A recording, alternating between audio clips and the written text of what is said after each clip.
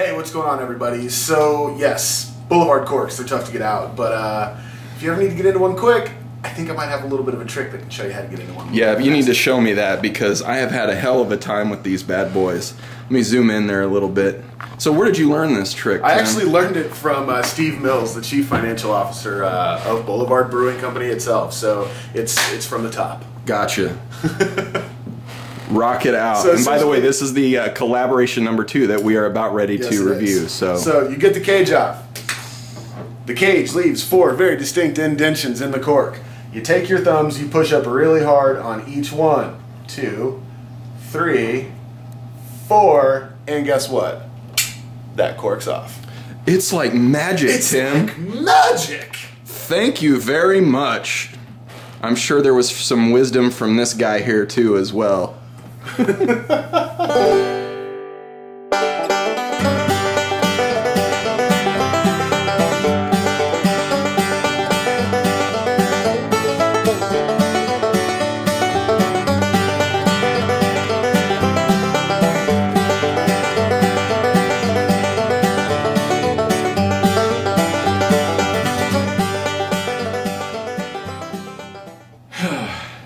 You ready to knock this one out? Yeah, I'm ready to knock this one out. All right.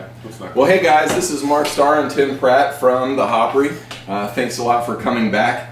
Today we're going to be taking a look at a newly released beer here in Kansas City, which is the Collaboration number 2. You guys probably have noticed this beer over here. That is Collaboration number 1, which Boulevard did with Orval. Lovely, lovely Imperial Pilsner. But today's is a white IPA. What do you think about that? What's a white IPA?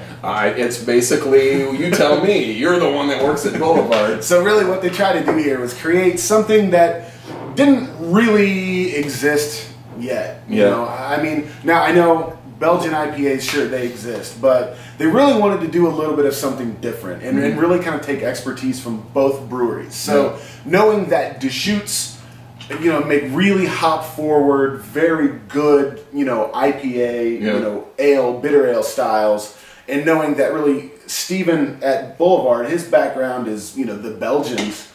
They wanted to just take their expertise and blend them. Yeah.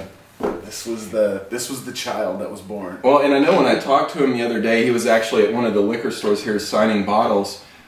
He said that he really liked the concept of, you know, because Deschutes just put out their Hop in the Dark, which was a black IPA, that they would kind of go in the opposite direction of that and make a white IPA. So the world really is black and white, and this is proof. So Michael Jackson was a wise man. He was a wise man, but he's no longer with us, rest his soul. But anyway, I did want to point out that this beer does clock in at 7.4%. It is brewed with sage and lemongrass, so it's really going to, I think, highlight those, you know, Belgian yeast characters that you typically get from a beer.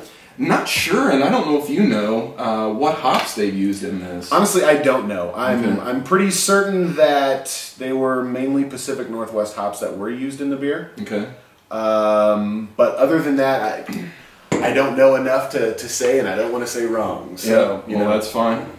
I could make something up, but maybe we can. We can make something up or detect it. But yeah, really looking forward to this one. It's been a while since they did this other collaboration. In fact, I think what was it, 2009? Yeah, so it's been a couple of years, you know, since they've done a collaboration beer. But wow, you know, I went ahead and took the liberty to pour it while we were talking. But you know, for having a kind of a Belgian white quality to it, it's pretty clear. Yeah.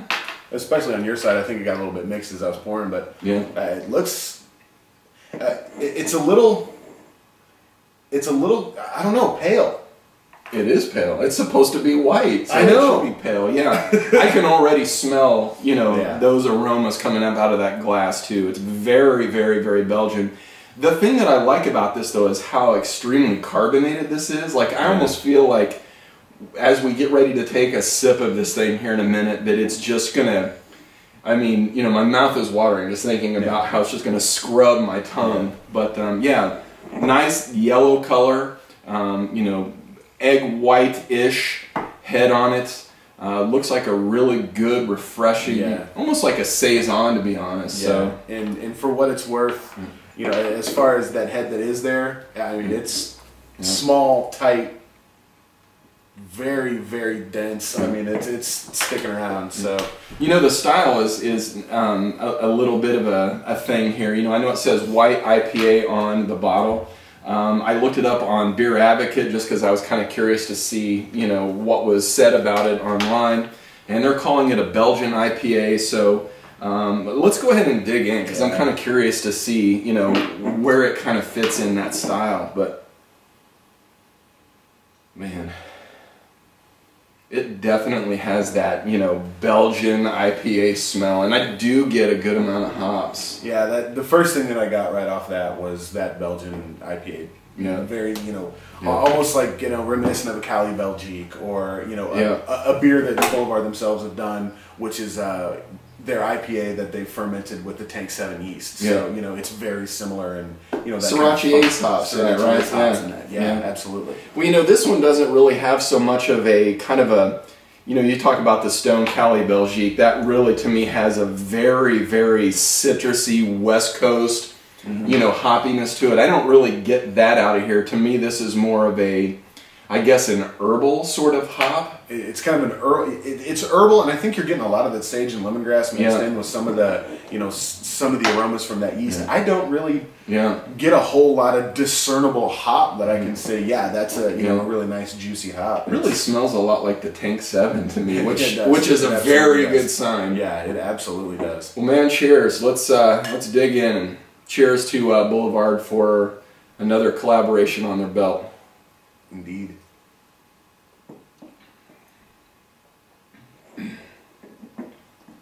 That's really good. I love the mouthfeel and the spiciness and the bitterness. It's effervescent. It's refreshing. It does have a very West Coast bitter finish, though. I mean, it's got a. It does. You know, if you're familiar with, you know, especially Deschutes beers in general, I mean, they all have a very, you know, nice bitter finish. That one carries right through there. Yeah, so. definitely. You know, I'd really be interested to try. Now, these two beers, they've collaborated on it. They collaborated on the recipe, but they're not brewing it together. They actually took the recipe, and they're each brewing versions of it at their separate breweries. So, I mean, I would love to be able to... I'd like to do a side by side. Yeah, that'd be fantastic. Really pulled it off good on this one. I mean, the lemongrass comes through a little bit because it is a little citrusy, but it's not, you know. Are you tasting sage though? I'm not getting a whole lot of sage. I mean, it's not, you know, it's not like right out in the front. And you know, even as I said that, it really reminds me too of that Dogfish Head Sauté. Remember when we reviewed that, and it was very Belgian yeast flavored, you know, with some complementing flavors in there. This doesn't have. You know, kind of that chai tea component of that, but it really kind of reminds me a lot of, you know, the Tank 7 and the Dogfish Head Sauté, which are both amazing beers. So, you know, if anything, I am picking up a little bit of sage in the nose, but not really in the drink. I think it's working really closely in tandem with the hops, and it really just kind of fades into the into that hoppy finish, which really is nice. Man, I could just drink the hell out of this. Yeah, it could be one of those dangerous ones.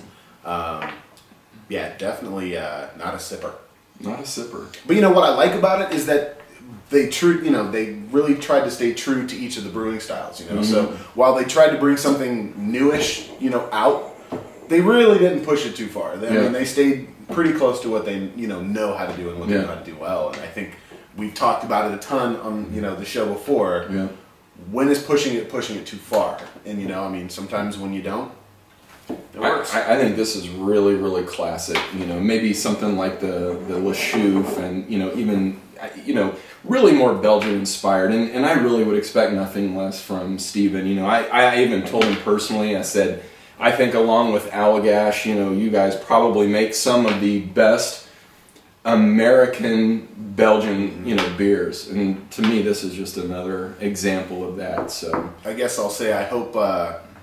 Knowing that they said they'd never do the first collaboration again, I don't know if that's going to hold true on this one, but I kind of hope they do it again. Well, I do still have this one. I'm not sure if it's dead yet or not, but we'll find out. We'll find out one day. Yeah, I got to pour a little bit more of this because I'm really enjoying it. And I did want to call out the brewmasters on here. Stephen Powles and Larry Seedor is from Deschutes. But really good job, guys. Really like this beer. Looking forward to having another 2 or 3 of these throughout the summer. But I think that's about it for today. You got anything else? Nah.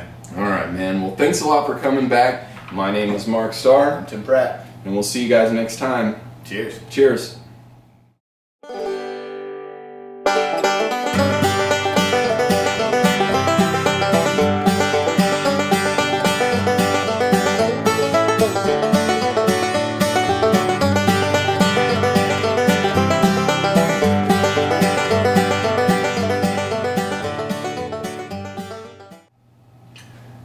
It's the two-man wave.